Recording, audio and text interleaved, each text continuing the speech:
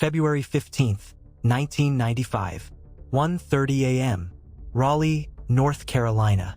An FBI SWAT team surrounds an inconspicuous apartment building. Weapons drawn. The tension is palpable. Inside sits a man who allegedly could trigger a nuclear war, simply by whistling into a telephone. No joke. A judge actually believed this. His name, Kevin Mitnick, codename Condor, and he's about to send his last message before the door breaks down. But how did a teenager who just wanted to ride the bus for free become the world's most wanted hacker? How did he manage to stay invisible for 2.5 years while the FBI hunted him with every resource available? And what does a Japanese security expert have to do with Mitnick's eventual downfall? This is the true story of a man who rewrote the rules of the digital age and paid a price that remains controversial to this day. August 6, 1963, Van Nuys, Los Angeles. Kevin David Mitnick is born into a broken family. His father Alan leaves early. His mother Shelley Jaffe raises him alone. Kevin is a lonely child. No friends, no social connections. But he has something else. A photographic memory and an insatiable curiosity. At 12 years old, Kevin stands at a bus stop in Los Angeles. He watches the driver validate transfer tickets with a special hole punch. Each pattern is different depending on route and time. Kevin memorizes every single one. For days, he studies the schedules. Then he approaches a bus driver and asks with innocent voice, "Good afternoon, sir. Can you tell me where I can buy one of those punches? I need one for a school project." The driver suspects nothing. He gives him the address. Kevin gets the tool. Then he searches the dumpsters next to the bus depot for discarded tickets. What he finds is his key to freedom. Unlimited mobility throughout Los Angeles. Free. The system had a vulnerability and Kevin had found it. That was his first hack. But it wouldn't be his last. Kevin attends James Monroe High School in North Hills. While other teenagers are interested in girls and sports, Kevin dives into a different world. Amateur radio. He receives his license with the call sign WA6VPS. Over the radio, he exchanges ideas with other tech geeks. And he discovers something fascinating. Phreaking. Phreaking, manipulating telephone systems with tone signals. In the 70s and 80s, a kind of national pastime among nerds. Kevin and his friends figure out how to trick phone connections. They can make callers at payphones insert coins, even though they're calling from home. Harmless pranks. For now. But Kevin wants more. He wants to understand how the system works. So he breaks into a Pacific Bell telephone company building at night and steals technical manuals. Pages upon pages of documentation about network architectures, security protocols, internal codes. For Kevin, this is like pornography. He devours every page. 1979. Kevin is 16. A friend gives him a phone number. "Give it a call," he says with a grin. Kevin dials. On the other end, no human answers, but a computer. The system is called the Arkansas. It belongs to Digital Equipment Corporation, DEC for short, one of the world's largest computer companies. This is where they developed the Ristus/E operating system. Kevin is fascinated. He begins exploring the network. Night after night, he logs in. He learns the structure, finds vulnerabilities, and then he copies the software. Just like that, nobody notices. Until 1988, then he gets caught. The charge, theft of proprietary software. The verdict, 12 months in prison, 3 years probation. Kevin is 25, and he thinks, that's it, I'm done. But the system won't let him go, or he won't let the system go. Late 1992, Kevin sits in his apartment. Outside, a black van pulls up. Men in suits get out. FBI, they have a search warrant. What they find makes them freeze. Evidence that Kevin broke into Pacific Bell's voicemail systems during his probation. Again, the phone company he'd already stolen from once before. Kevin knows, if they arrest him now, it's over. This time, there'll be no lenient sentence. So he makes a decision that will change his life forever. He runs. What begins then is one of the most spectacular manhunts in the history of cybercrime. For 2.5 years, Kevin Mitnick is a phantom.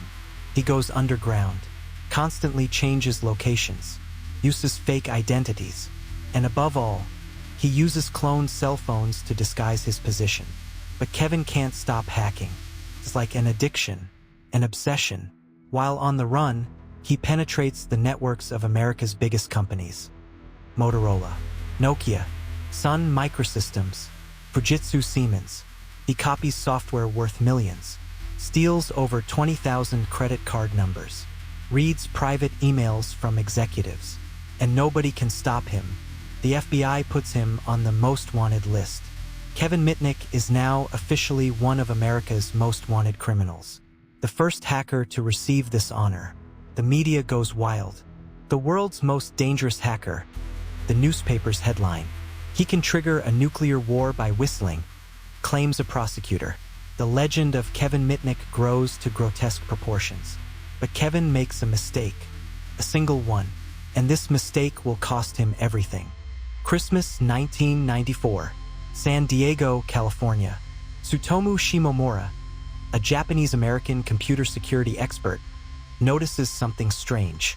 Someone has broken into his network. Someone has copied files.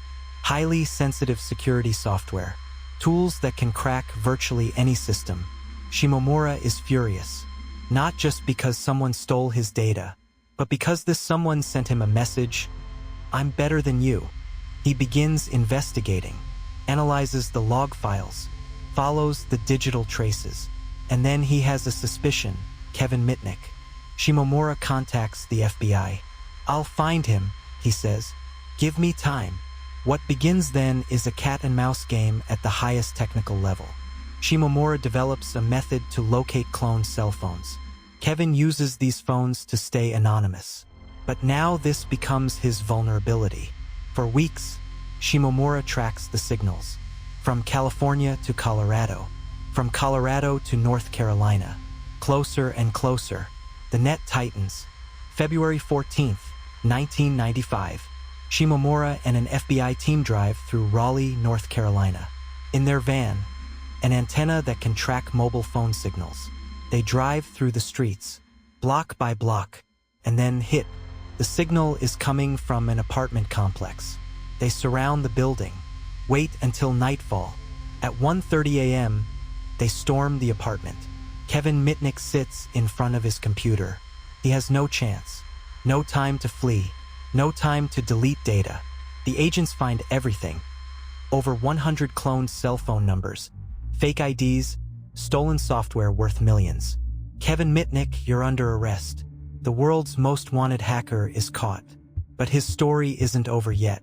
Kevin Mitnick sits in pretrial detention. Not in a normal prison, in solitary confinement, for 4 years, without trial. Why? Because authorities believe he's too dangerous. A judge actually claims Mitnick could trigger a nuclear war by whistling into a telephone. This is absurd, ridiculous, but it shows how much the justice system fears him, or how little they understand about technology. 1999, the trial finally happens. The charges, 25 counts of computer fraud, theft, wiretapping. The estimated damage, $80 million, an astronomical sum. But Kevin's lawyers argue, where's the actual damage? Kevin didn't sell data, didn't plunder bank accounts, didn't destroy systems. He copied, explored, out of curiosity, not for profit. The prosecution offers a deal. Plead guilty to 7 counts, and you'll get a lighter sentence. Kevin accepts. The verdict, 46 months in prison. With credit for time served, that means he'll be free soon. January 2000. After almost 5 years, Kevin Mitnick is released. But freedom has its price. The probation conditions are draconian. For 3 years, he can't use a computer. No cell phone. No device that can connect to the internet. "I can't even work the register at McDonald's," Kevin says bitterly. The digital world has evolved at breakneck speed in his absence. The internet has exploded. .com companies are sprouting like mushrooms. And Kevin isn't allowed to participate. But he doesn't give up. He writes books. The Art of Deception becomes a bestseller.